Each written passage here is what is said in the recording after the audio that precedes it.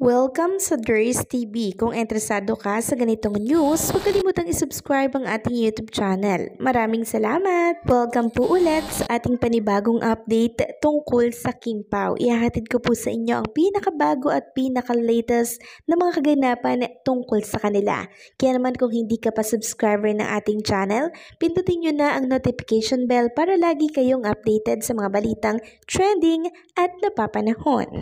So ayun, welcome back again sa YouTube channel mga kakimpaw, and ngayong gabi ang pag-uusapan natin ay tungkol po kina Kim and Paolo Abilino. At unahin na nga natin itong mula po sa TikTok na kung saan isang netizen nga po dito sa TikTok mga kakimpaw ang ginawan po ng journal sa Chinita Princess. Yung mga picture po ni Kim and Paolo Abilino pinagsama-sama po doon. Ang galing nga mga kakimpaw very creative po ng nag-video at gumawa po ng journal na to ni na Kim and Paolo Abilino. Kaya naman na-share po dito sa X ng isang account mula kay Elisa. Sabi niya nga, O to the M to the G, Kim Pao Journal, tinag si Kim and Paolo. Sana nga po mapansin to ni Kim and Paolo Abilino kasi very creative talaga mga kakimpaw.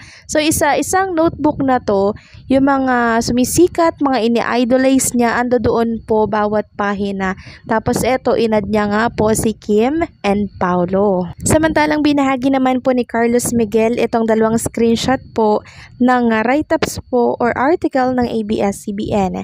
Sabi niya dito, sarap sa puso at nakaka-proud na isa ang box office movie ng Kim Pao na may Love Will Make It Disappear ang dahilan sa pag-angat ng revenue ng kumpanya ng ABS-CBN this year.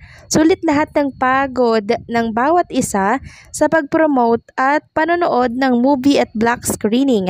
Congrats! So ano po ba ang nilalaman ng write-ups na yan or article?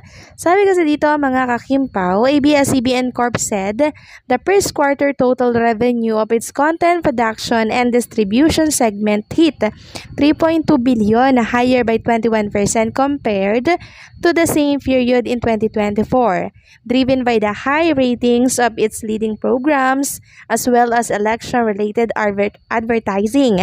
Consolidated revenues for the period rose 4% to 4.2 billion. The company said in a disclosure to the stock exchange, advertising revenue rose by 358 million in the first quarter, while regular advertising revenue was boosted by a significant improvement in the ratings of leading primetime show Batang Quiapo and Incognito, as well as the noontime block at Showtime.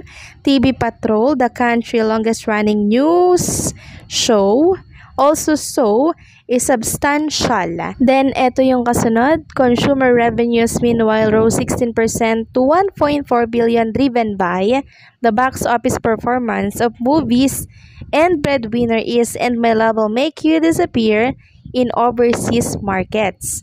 The double-digit revenue growth coming from an increase in I1TFC subscribers base overseas. Nakakatuwa, no? Kasi talagang itong My Love Will Make It Disappear, naging malaking tulong po sa ABS-CBN sa pagpasok po ng revenue sa ABS-CBN, and hopefully meron pa pong kasunod mga kakimpaw itong pelikula po ni Kim and Paolo Abilino. Samantalang binahagi naman po ng ASAP official itong video po ni Chinita Princess na kung saan binida nga dyan ni Kim Chu yung kanyang batch 2006. Sabi dito ng ASAP, 30 years of showcasing talented artists. As we continue our celebration to ASAP 30th anniversary, Kim Chu batch 2006 shares her favorite experiences and heartfelt gratitude. Thank you for being part of our ASAP family. And sinabi nga dito ni Chinita Princess yung favorite experiences niya ay yung nakasama niya daw lahat ng mga artista daw na nakikita niya lang sa telebisyon. Kaya sabi niya nung nakita niya daw yung mga artistang yun, pwede na daw siyang umuwi. So yun daw yung hindi niya makakalimutan mga kakimpaw na experiences. Parang unforgettable moment niya po ito sa ASAP.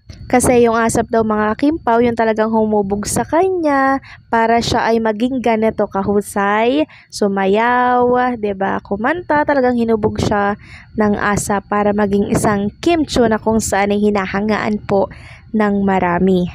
Next topic naman, pag-usapan natin mga kakimpaw ang tungkol dito sa naging ganap po ni Paolo Abilino para po sa Pure Gold.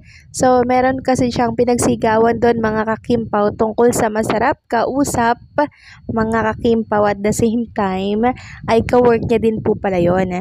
Sabi dito sa post ni Inday Fangirl, iba talaga mga sagutan kapag in love, halatang nag-travel tas nagkape habang nag-uusap. Sabi kasi ni Kim kanina, sa travel doon mo talaga makikita ang totoong ugali ng bawat isa.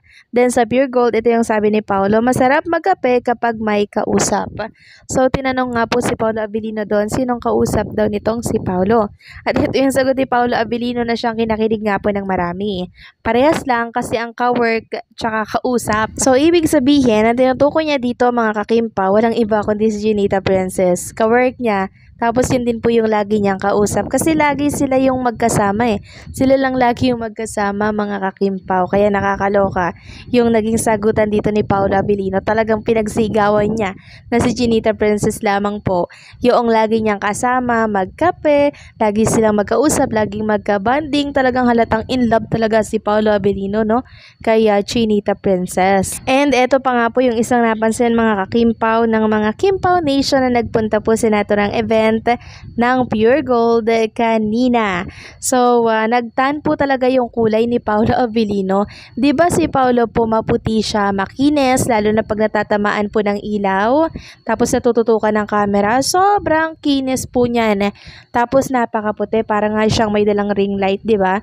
May sarili siyang ilaw or liwanag, basta napaka-glowing po ni Paolo Abilino.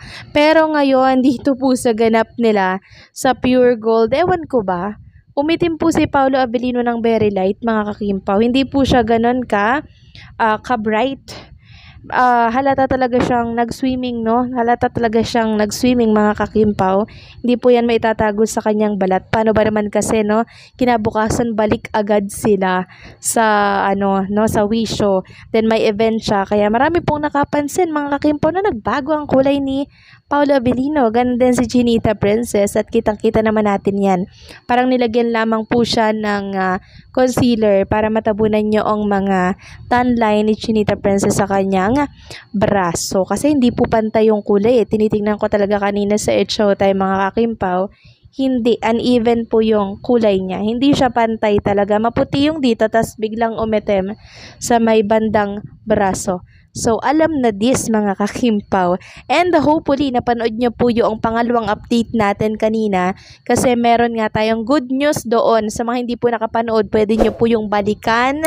Second update natin mga kakimpaw. Merong good news doon. So, paano hanggang dito na lamang po ang update natin. Maraming salamat sa patuloy po na pagsuporta.